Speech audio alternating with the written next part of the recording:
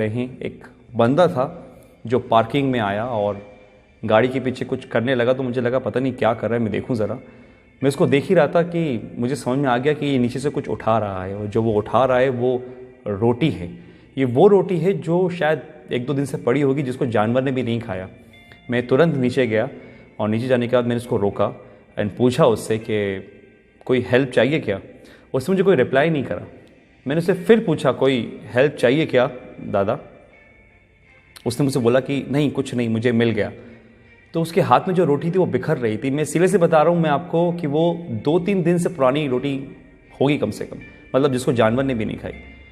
वो इतना मजबूर था कि उसको खाने को तैयार था, लेकिन मांगने को तैयार नहीं था। उसने मुझसे कुछ नहीं मांगा। स्टिल मैंने उसको फोर्स करा और मैंने पूछा कि क्या मैं आपकी थोड़ी मदद कर दूँ। उसने चुपचाप से सर हिलाया और मैंने उसको कुछ पैसे दिए। पैसे लेने के बाद उसने मुझे पैसे रिटर्न करने की कोशिश करी। उसने कहा था नहीं मुझे इतने पैसे नहीं चाहिए, 5-10 रुपये बहुत हैं। एंड मुझे समझ नहीं आया। मैं बोला कि ठीक है आप रख लिया, आपके आगे काम आएंगे। बट उसने मुझसे वो पैसे लेने से मना करा।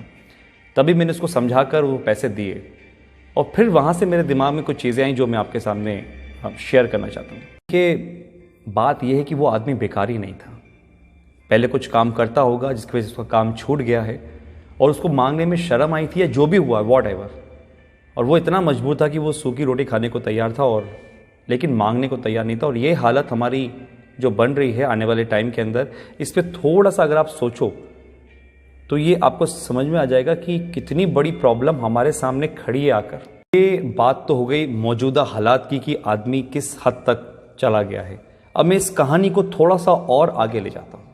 करते हैं डेविड क्लोरे की। बहुत से लोग जानते हैं डेविड क्लोरे को, लेकिन जो लोग नहीं जानते मैं उनको बता दूं कि 2017 में एक ट्रेलर आया था मूवी का, जिसका मूवी का नाम था ग्रे स्टेट। अब इसमें क्या नया है?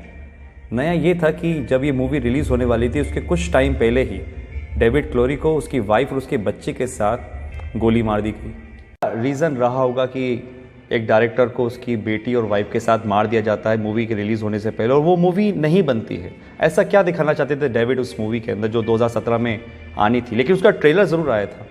और उस ट्रेलर के अंदर ऐसा कुछ दिखाया ज़रूर था जिसमें बताया गया था कि आने वाले टाइम के अंदर लोग एक दूसरे के पास जाने से थोड़ा डरेंगे, यानी कि सोशल डिस्टेंसिंग मेंटेन करेंगे। लोगों को एक घर में कैद कर दिया जाएगा, यानी कि लॉकडाउन होगा।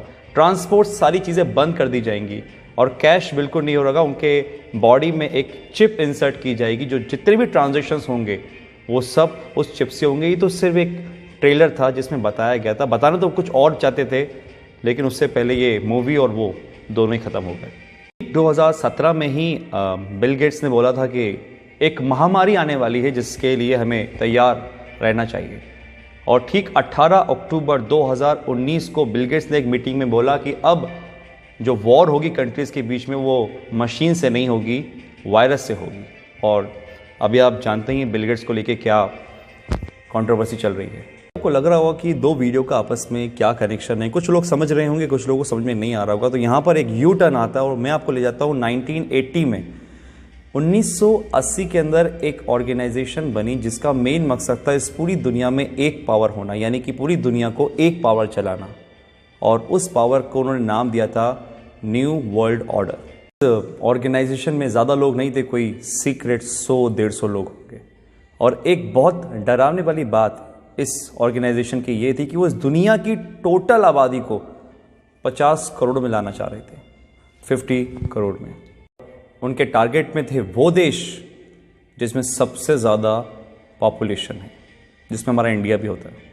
सबके लिए उन्होंने एक प्लान बनाया जिसका नाम था MMP, mind control, money control, population control. Control यानी कि आदमी खुद से कुछ ना सोचे, जो वो चाहें वो आप सोचो, माइंड कंट्रोल। और ये किसके थ्रू होता? मास मीडिया के थ्रू। जो मीडिया में दिखाया जाएगा वो आदमी सोचेगा। और एक कल्चर ऑफ फेयर, यानी कि एक डर का माहौल बनाना, क्योंकि डर एक ऐसी चीज़ है जो अगर दिमाग में बिठा दी जाए किसी की तो इतनी आसानी से निकलती नहीं है। और वो ऐसा हुआ है। आज बहुत से लोगों का माइंड कंट्रोल करती है मीडिया, जो वो बोलती है वो आप मानते हो। और कल्चर ऑफ फेयर, डर का माहौल, ये तो आपने देख ही रहा है जो आजकल चल रहा है।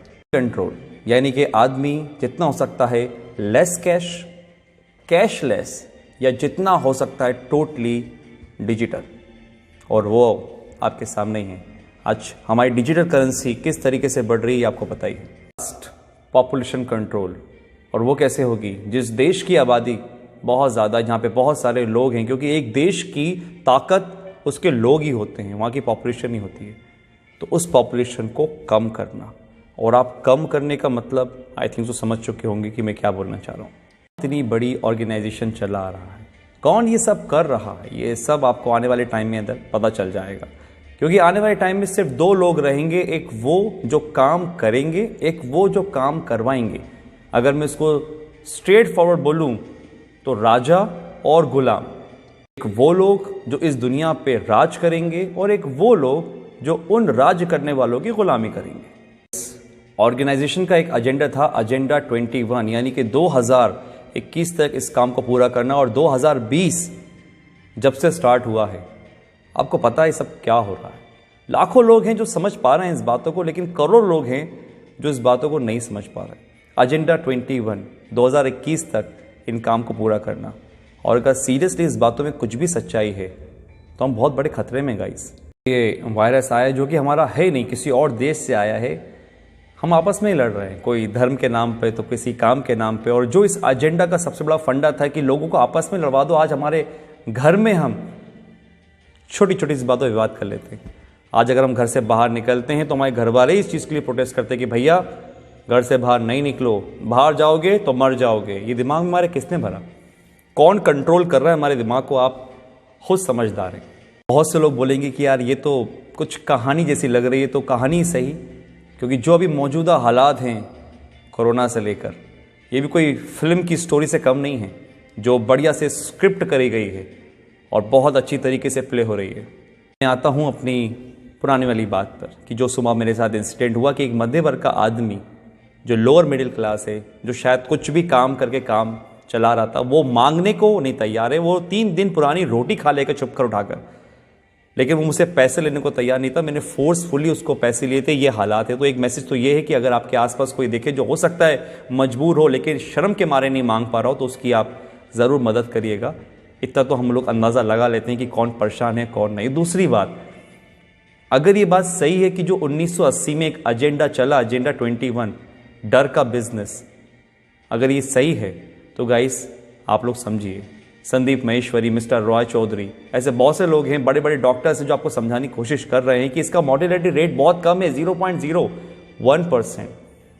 1000 में से एक इंसान मर रहा है, तो फिर किस बात का इतना हाहाकार मचा हुआ है? जस्ट बिकॉज ऑफ, क्योंकि हम जो न्यूज़ देखते हैं वो मीडिया से आ रही है।